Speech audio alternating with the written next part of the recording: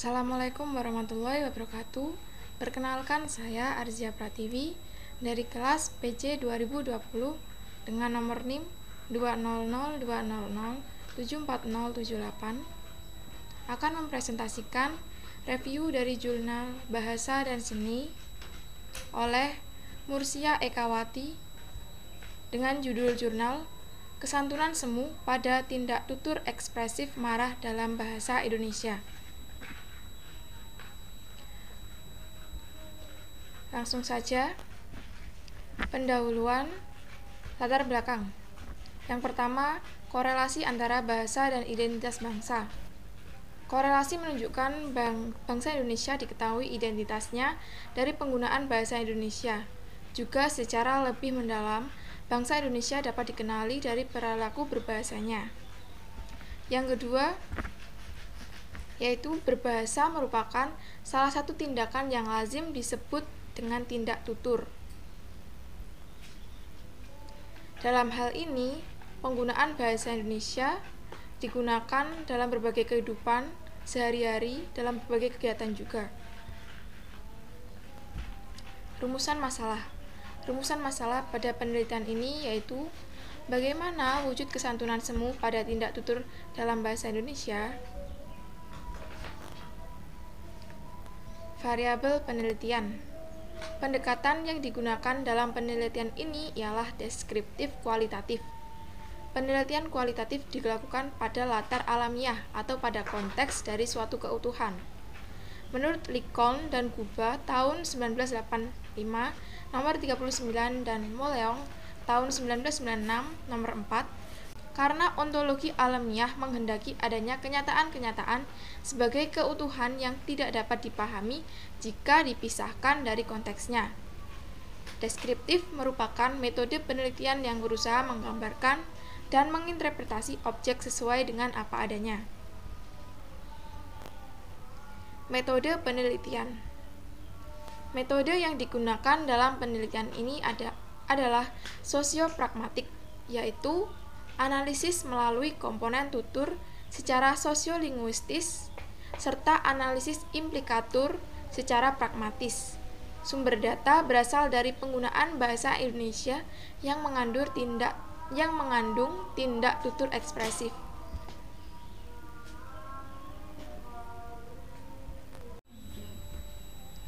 Populasi dan sampel penelitian. Populasinya yaitu terdiri dari beberapa lingkungan, yaitu lingkungan keluarga, jaringan kerja, dan pemerintahan. Sampelnya, dalam penelitian ini terdapat 5 sampel. Yang pertama, penggalan berita di media televisi TV One News pada tanggal 23 Oktober 2012 dengan judul Jokowi Marah Setelah Inspeksi Mendadak ke Berbagai Kecamatan di DKI Jakarta. Yang kedua, terdapat penggalan percakapan antara ayah dan anak. Yang ketiga, penggalan percakapan di film Habibie dan Ainun. Yang keempat, berita di YouTube pada tanggal 22 November 2012, Ahok melakukan tindak tutur ekspresif marah pada forum pertemuan dengan wakil Perserikatan Buruh. Yang kelima, penggalan percakapan Ahok dengan pemilik bangunan showroom otomotif.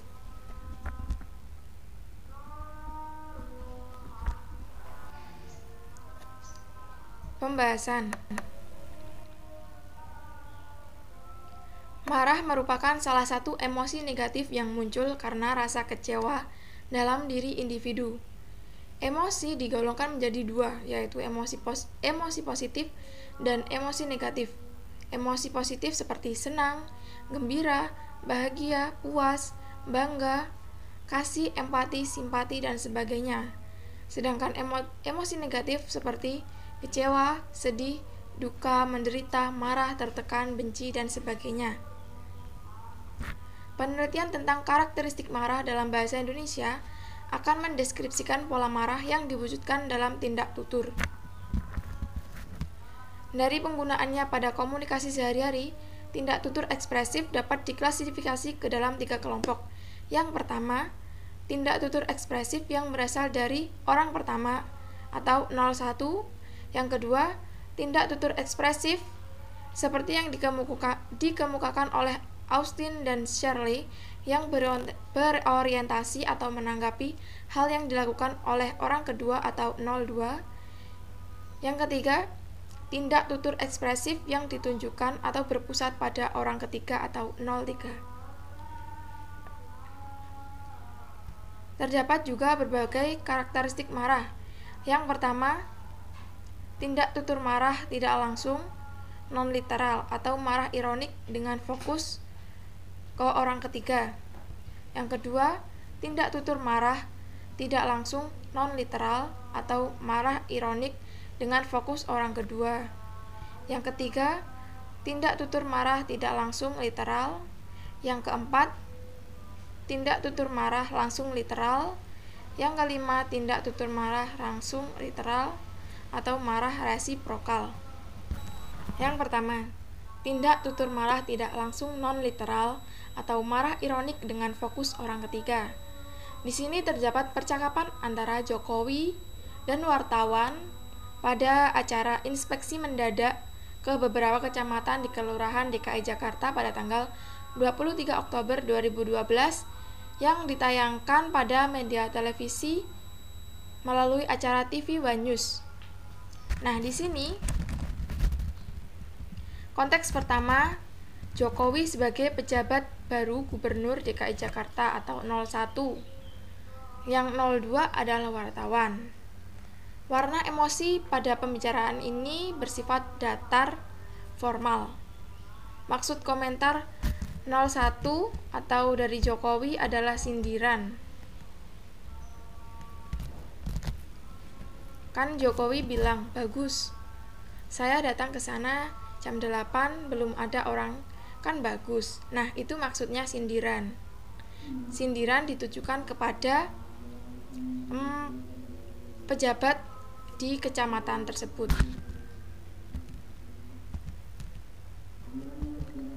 Instrumen yang digunakan adalah bahasa Indonesia formal. Dilihat dari bentuk atau satuan lingualnya pada pembicaraan atau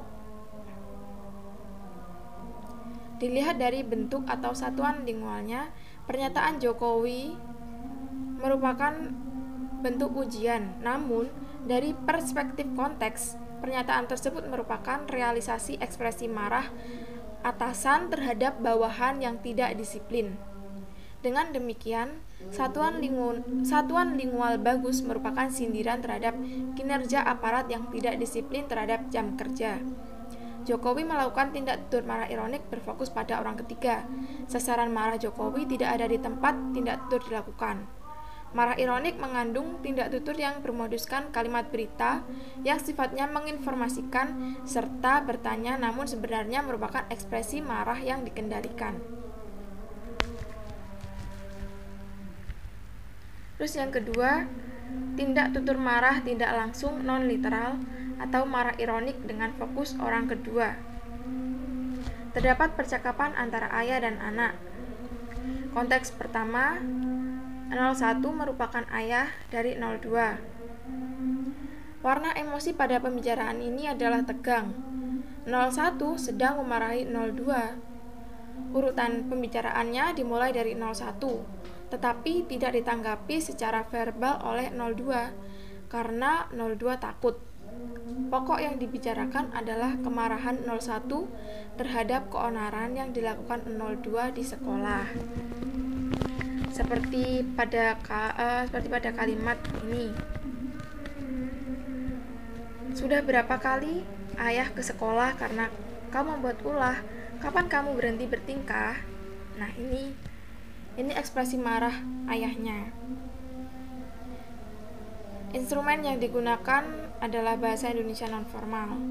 Di sini 02 tidak merespons secara verbal, namun menunjukkan sikap bersalah dengan diam dan menunduk serta tidak membantah. Marah 01 ditujukan pada 02 yang berada di tempat tindak tutur ekspresif.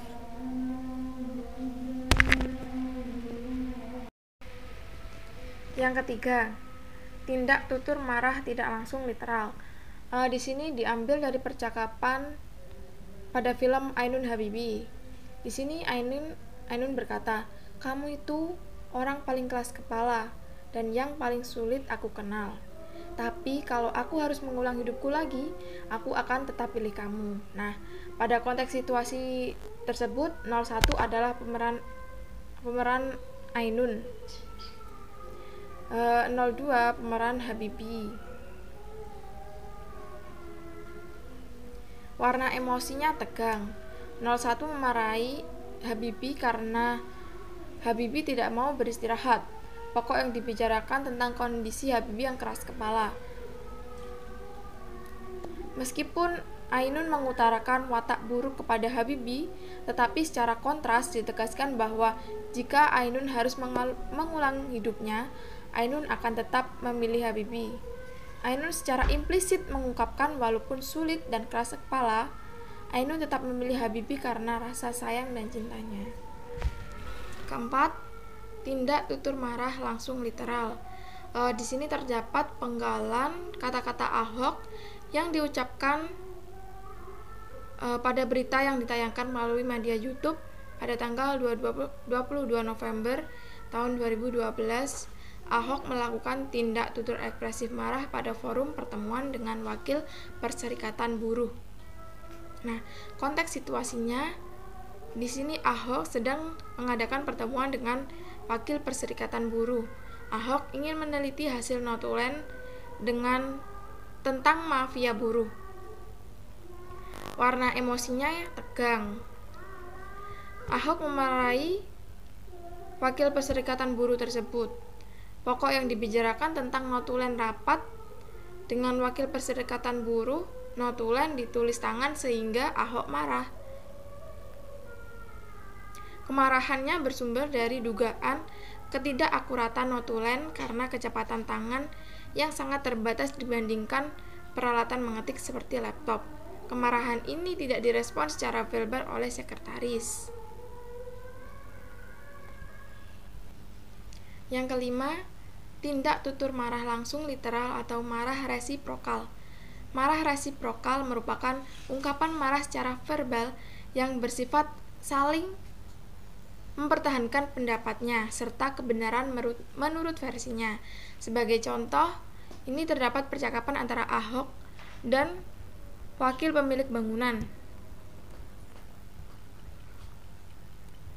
Di sini Ahok dan pemilik bangunan tetap mempertahankan pendapatnya secara terus-menerus dan tidak mau terkalahkan.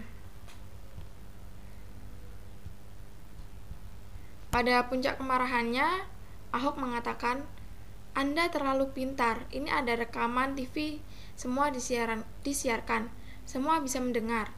Nah, dengan pernyataan tersebut, Ahok memberikan pandangan bahwa hal yang dia pahaminya juga dipahami oleh pendengar yang lain. Dialog yang terjadi pada saat partisipan tutur bersemuka menyebabkan Ahok dan wakil pemilik bangunan dapat menyampaikan jawaban, sanggahan, atau klarifikasi pada saat itu juga dan bersifat langsung. Didukung konteks, tindak tutur menjadi lebih jelas ketika Ahok memahami maksud dibalik pertanyaan wakil pemilik bangunan.